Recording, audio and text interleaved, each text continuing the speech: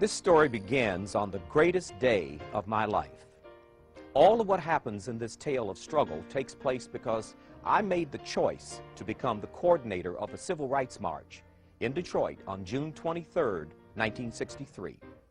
I also suggested the name for it, Walk to Freedom with Martin Luther King, Jr.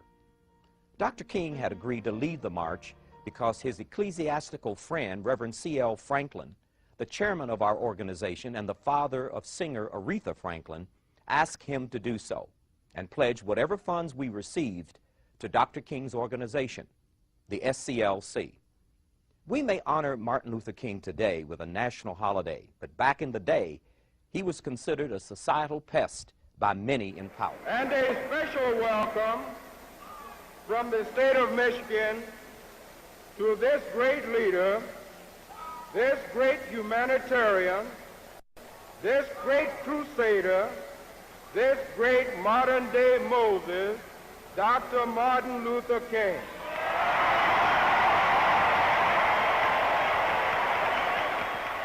I have a dream this afternoon that one day right here in Detroit, Negroes will be able to buy a house or rent a house anywhere that their money will carry them, and they will be able to get a job. Almost every ruler. As a black person, he dared to comment on international affairs, including the Vietnam War, before it became unpopular. Black leaders were relegated to commentary on Negro affairs. King was Colin Powell and Condoleezza Rice long before blacks could be Secretary of State and the nation's national security advisor. But Martin Luther King was a black leader only in the sense that his ethnicity was African. His dignified and principled nature and his intellect were also a bit much for many in the black elite leadership. So because of the legacy of slavery and segregation, many Negroes lost faith in themselves, and many felt that they were inferior. But then something happened to the Negro. Circumstances made it possible and necessary for him to travel more. The coming of the automobile, the upheavals of 2 world wars, the Great Depression. They saw a man who, although uncompromising in his politics, was vulnerable in his private life. His critics, black and white, used both against him. King's imperfections made him vulnerable and a victim of sorts, like the masses among blacks, who forgave his shortcomings because they felt he was a powerful force against high rent, unemployment, poor education, and police brutality. The Memphis sanitation workers, for example, knew that he was trying to do something about the plight of the common person. Among the black middle class, his achievements in education and his quick mind were strong attractions, enough to make them give him the benefit of the doubt. These two groups of blacks laid the foundation for his early political reality. They had his back, so to speak. Detroit was a thriving labor town for blacks, with a solid black middle class that had emerged from the automobile factories. Just the right demographic and psychographic profile for a huge King breakthrough in the North. The historic task of opening this northern gateway fell squarely in the lap of a Detroit group that was anxious to join the mostly southern movement and open a new front with a massive demonstration of support. This dynamic ad hoc group elected me, the coordinator of this strategic march, after a local black millionaire named James Del Rio, who later became a judge, asked me to become a founder of the sponsoring organization, the Detroit Council for Human Rights, and run its office. I was recruited by a group of influential elders because of my influence as a writer for a black newspaper, my high energy enthusiasm for community causes, and for my youthful outlook. I was a recent college graduate, and I had earned a reputation for being an earnest worker. Many people think that life is like a football, and it takes a lot of unpredictable bounces. Mama, a maid and a dishwasher back in Charleston, West Virginia, thought otherwise. She told me that life is a series of choices. Good choices create good outcomes. Bad choices, bad ones. By the time I met Dr. King, I took that statement to mean that the only way you can duplicate anyone's success is to share the same vision of reality. After all, Mama said that if you lie down with dogs, you will rise with fleas. But If you lie down with angels, you will grow wings. From my angel mama, I rose with wings made of core values that helped me soar and achieve great heights in health, wealth, and happiness. They certainly helped me cope with the challenge that faced me in Detroit and meeting the famous Dr. King. I met Mama when I was 2 months old and dying of starvation. Martin Luther King Jr. would later put wind under those wings with words like freedom and equality when he entered my life on June the 23rd, 1963. Segregation is wrong because it is nothing but a new form of slavery covered up with certain niceties of complexity. Moved by an energy rarely seen among African Americans since, Dr. King walked among us. An eclectic ocean of mostly black people reverently followed him down Woodward Avenue in Detroit that sunny day. Then, at the conclusion of the march, for the first time, came his "I Have a Dream" speech. Whether his signature dream speech was delivered for the first time in Detroit on June the 23rd, 1963, as I have believed for years, or at Rocky Mount, North Carolina, Albany, Georgia, or Huntsville, Alabama, as some in those cities believe, the Detroit Epiphany will always be the first day of my new life. The following week, in its July 29, 1963 edition, Business Week magazine called the Detroit event the largest civil rights march in history. Subsequently, an official police source in an affidavit confirmed an attendance of no fewer than 250,000 and as many as 500,000 people. They came from throughout the nearby Midwest. More official confirmation has been forthcoming since then. Nearly 40 years later, in 2003, the Wall Street Journal would report on page 1 that the famed King Dream speech may have had its roots not at the March on Washington, which drew 250,000, on August 28, 1963, but perhaps 66 days before in Detroit, Michigan, where the attendance may have reached 500,000. Although I had no official role in the Washington March, I did witness it as a correspondent for the Detroit Courier newspaper from the steps of the Lincoln Memorial within a few feet of Dr. King, and I was included in the Life magazine picture coverage of the event. All of this in only 66 days. My head was spinning with excitement and wonderment. It seemed that my Detroit decision to choose activism as a way of life had become my destiny. But I was still troubled by something I saw at the Detroit March. In a book I wrote, I paid tribute to two of the most important figures in my life, Mama and Dr. King, and I revealed those unsettling feelings that went back to Detroit. I expected Martin Luther King to be full of life and vigor, to pose for the cameras and to glad hand everyone. Truthfully, I expected him to be as happy as I was. Instead, it was almost as if I could smell his fear. He looked very worried, very solemn. Amid the waves and waves of people marching in support of the struggle he symbolized, Dr. King looked like the weight of the world was on him. I couldn't understand why he was not rejoicing at the sight of all of these beautiful black people standing up to racism.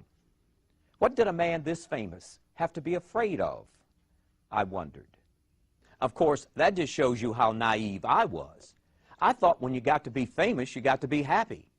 I didn't know that Dr. King's fame was exactly the thing that endangered him. Here was a man who was under the surveillance of the FBI and was battling its vicious smear campaign against him. There were daily threats against his life. There were rumors that he had been betrayed by a few ambitious members of his own organization, denounced by much of the establishment black leadership, and feared by the establishment itself. In short, he was a man who had sacrificed his peace of mind and had been marginalized for what he believed in. Notwithstanding my feelings, Dr. King came along at a most opportune time for me and millions of other blacks as we struggled with the concept of nonviolence and whether we would sit out the most significant period in the history of our people. We were hungry, and Dr. King fed us. And it was when he began his dream speech that his power really revealed itself.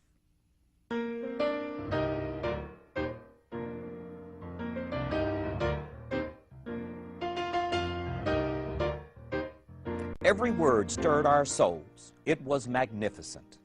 At each mention of his dream, and each time he belted out his signature words, "I have a dream," the crowd just went wild. And that's an understatement. After drinking in the soul-stirring words, I knew that I was passionately committed to tearing down the injustice of America's racist institutions. On that day in 1963, King became the source of that passion. I wasn't the only one in that overcrowded Cobo Hall and among the multitudes outside who was uplifted and inflamed by the passion of Dr. King's dream, the true dream of true freedom and equality. Equality is the powerful idea that defines the reality that Martin Luther King was trying to show us. After all of these years, I have finally resolved, to my satisfaction anyway, what was on Dr. King's mind that day in Detroit, what I perceived as unsettling. To explain it, I'll have to first explore two core values, reality and truth. And a special welcome from the state of Michigan to this great leader, this great humanitarian, this great crusader, this great modern-day Moses, Dr. Martin Luther King.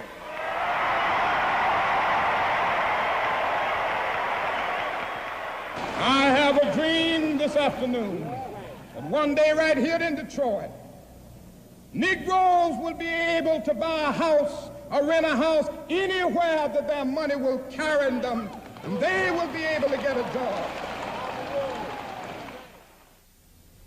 History made that day 30 years ago down Woodward Avenue in Detroit, and that was where the "I Had a Dream" came from, not the speech in Washington. It came here first. The problem, Reverend Anthony, in recreating or restaging or redoing is the one that you get compared, and I'm reminded some great philosopher once said, you can't go home again, you can't repeat history, usually. No matter what we do, that is going to be the case, Yeah. but I want the general audience to know that this is a commemoration, not an origination. We're pleased that the NAACP, which 30 years ago was not in the forefront in terms of originating the march, 30 years hence in 1993 will be and is in the forefront of reorganizing the march. So we're pleased that people from all walks of life, every ethnic group, every social strata, city and suburbanite, rural and urban, will be coming together on June 26 to reenact the march down Woodward Avenue and hopefully transform the dream of 1963 into a reality in 1993. We talk about the 30th anniversary march down Woodward Avenue coming up this Saturday in Detroit with the recently elected new president of the Detroit chapter of the NAACP, the Reverend Wendell Anthony. Joining us via satellite from Atlanta, Georgia, old friend, TV columnist, producer, and one of the organizers of that march 30 years ago. You don't look at Tony Brown. Thank you. And here in the studio, our panelists, joining me, Michael Gooden of Crain's Detroit Business and Bill Johnson, editorial writer of the Detroit News. I'm Jim Harrington. This is Spotlight. I just want to get some... Mr. Brown, your friend and colleague, retired Judge Del Rio, said in Ebony magazine this month that we've learned we can't march our way to freedom. We have to build on the economic front. What do you think about that? Have we made inroads in the past 30 years that way? Well, I think Martin Luther King led an economic boycott in Montgomery, Alabama, which is where he came to fame. And another very famous quote by Martin Luther King was, "New laws are not enough. The emergency we now face is economic." And that's a direct quote. I think the NAACP is doing a good job as a civil rights organization. The problem is people expect the NAACP to also be an economic development organization. That's where the black community fails. It's not that one organization should be everything. What we do not have in the black community is an economic development campaign or program. I want to go back, Tony Brown, while we're with you via satellite in Atlanta, just a moment or two. Those of us covered that realize, this was an impressive march, and Martin Luther King was a factor. There was no question about that, and he was changing the face of history. Did you guys, though, as you organized that and you put it together, you saw all that massive humanity, did you realize, hey, we're making history right here, right now? No. There was no sense of history? No, there was none. Yeah. The only sense we had was a sense of outrage. Remember, Yeah. every night at 6 o'clock, we saw black women and children knocked down by water hoses and bitten by dogs. And so, you're absolutely right, and you were, as I recall, one of the angry young Turks at that time. That's right. You're not so young, and I don't think you're quite so angry. A new thrust in terms of the NAACP. Yeah. 30 years ago, the Detroit Council for Human Rights was the main thrust behind the organization. NAACP was opposed to There's the... no question about it. Yes. I was 13 years of age, by the way. Yeah. And 30 years now, we are spearheading it. So I think some degree of progress, at least prospectively, has been made. What's your opinion, Tony Brown? Is it a good thing, a bad thing, or just a nice thing that's relatively harmless? Oh, well, I think that the context in which Reverend Anthony puts it is very apropos, and it is very relevant in that context. However, I think we've got to add on to our present-day outlook another context. One of the statements Reverend Anthony just made was that something in terms of dollars. The black community has all the money it needs. Our problem isn't money. We earn as much money as the 13th richest nation in the world. Our problem is we only spend about 5% of it with people who look like us. We don't need any economic orientation. We simply need to find a way to recycle our money to build up our own neighborhoods. I think. Go to Michael Gooden of Crane's Detroit Business again. I'd like to throw this question open to both Tony and Reverend Anthony, if I can. I want to criticize somebody, and maybe it's not fair, but I can't think of one major project that benefits black Detroiters that has been done in a joint venture by black businessmen in the city of Detroit. And Tony, I'm curious about Atlanta and the myth that Atlanta outstrips Detroit in terms of support for black businesses. What's your sense of other cities in the nation, Atlanta as well, in terms of the money that they get in contracts from the city, in terms of, for instance, investing into the Olympic construction that's going on down there? Are they doing better than Detroit in that regard? Well, number one, I don't live in Atlanta. I happen to be here making a speech. That's why I'm coming from Atlanta. But I can answer, because I travel about 2/3 of the year, nowhere in this country is the black business sector doing what it should do. And one of the things the black business sector has to learn is that developing our community is more important than developing individual businesses. Because when you develop our community, you create an undergirding and a foundation that grows the businesses.